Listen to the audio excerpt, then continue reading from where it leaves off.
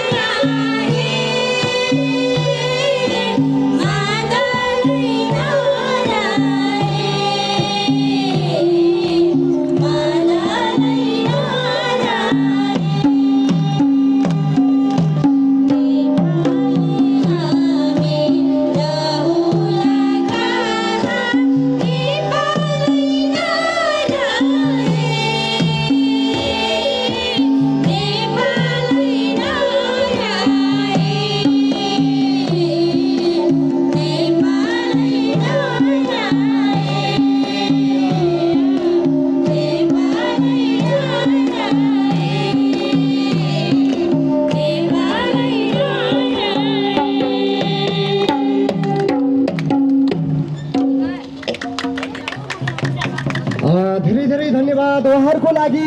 सबैजनाले एकपटक जोरदार ताली बजाइदिनु होला।